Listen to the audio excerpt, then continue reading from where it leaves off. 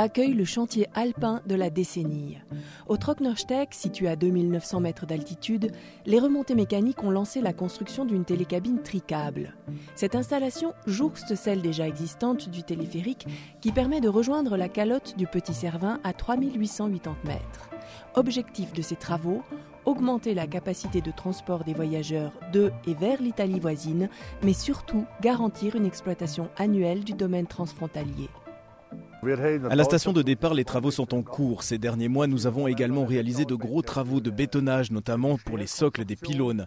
Actuellement, nous avons déjà utilisé plus de 1000 mètres cubes de béton. Le premier pylône est monté, il est totalement terminé. Pour le deuxième pylône, les travaux de creusement sont terminés à 80%. Là, nous sommes également en train de bétonner. Quant au troisième pylône, on a fait 2 fondations et les gros travaux d'excavation continuent. Ici, sur le Petit Cervin, à une altitude de 3800 mètres, le creusement de la plateforme et la pose des filets de protection contre les chutes de pierre sont terminés. Les travaux de construction ont commencé début septembre. Nous sommes en train d'effectuer les fondations et voir jusqu'à quand nous pourrons travailler d'ici l'arrivée de l'automne, mais surtout de l'hiver.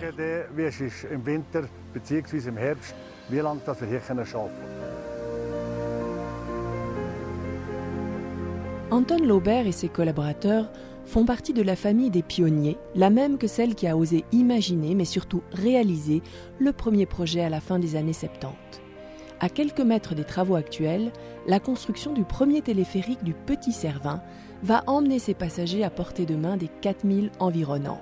Ce chantier est déjà considéré à l'époque comme une œuvre de tous les superlatifs. Il est le plus élevé d'Europe et pose des problèmes considérables. En plus du défi technologique, il faut lutter contre les caprices de la météo, des conditions de travail extrêmes, à des altitudes où les efforts physiques épuisent rapidement les ouvriers et mettent à l'épreuve les techniques. Le béton est préparé avec de l'eau chaude et de l'antigel, puis transporté avec des conteneurs à double paroi afin d'éviter qu'il gèle durant le transport. Sur 3 ans, 240 000 heures de travail sont accomplies par des Suisses, des Italiens et des Yougoslaves. Des hommes, des bras, mais aussi des hélicoptères sans lesquels cette construction titanesque est impossible. Les pionniers du vol alpin effectuent 15 000 heures de vol, 6 000 personnes et 7 000 tonnes de matériel sont transportées par leurs soins. Le 23 décembre 1979 marque la mise en service de ce fleuron mécanique, plus haut téléphérique d'Europe, qui a demandé 3 années de rudes et dangereux travaux. Un seul accident mortel est à déplorer.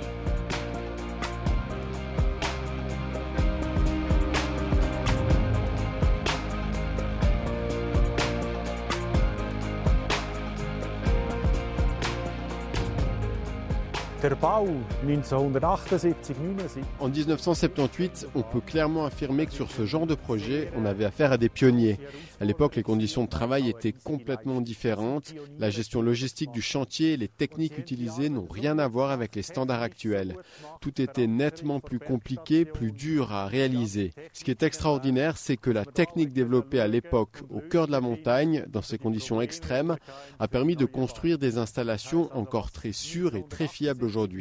Certaines options, nous les choisissons sur la base de ce qui a été réalisé par ces précurseurs. Clairement, on s'en inspire pour cette nouvelle télécabine.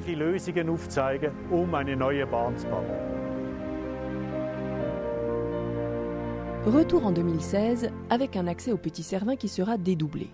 La nouvelle installation tricable répond aux standards les plus modernes. Un système de redondance mécanique et électrique la rend en cas de panne complètement autonome. Si la première s'arrête, la seconde prend le relais. De plus, un système de marche arrière évite, en cas de pépin, l'intervention de l'hélicoptère. Les 25 cabines peuvent rejoindre seules la station de départ. Mais le gros avantage du tricable reste sa stabilité contre le vent.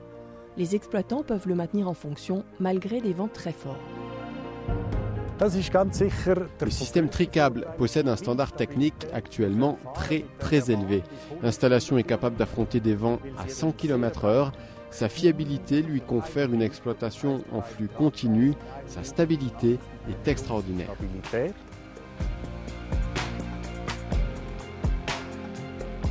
Aujourd'hui, avec le téléphérique existant, 600 personnes sont transportées à l'heure. Demain, Avec les 25 nouvelles cabines en ligne, 2000 passagers heure seront emmenés sur les sommets, et cela sans attente au départ. Gain de temps, 9 minutes sur la durée du trajet. Avantage, une exploitation de la ligne toute l'année.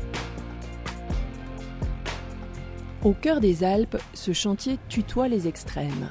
Quotidiennement, ils sont 50 ouvriers à œuvrer. Leur travail en altitude est très exigeant. Avec des conditions et une météo qui changent très rapidement, la sécurité de ces hommes est prioritaire.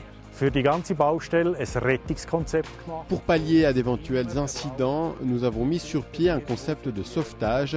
S'il y a le moindre souci, un hélicoptère avec des guides de haute montagne de la colonne de secours de Zermatt sont prêts à intervenir immédiatement. Die Rettungskolonne von Zermatt ist hier integriert in diesem ganzen Rettungskonzept. Malgré les difficultés et à l'approche de l'hiver, les travaux vont continuer. Les parties techniques dans la gare de départ vont être installées et grâce à l'accès au chantier depuis l'Italie, le béton va pouvoir continuer d'être acheminé depuis Cervinia via le col de Testagrigia.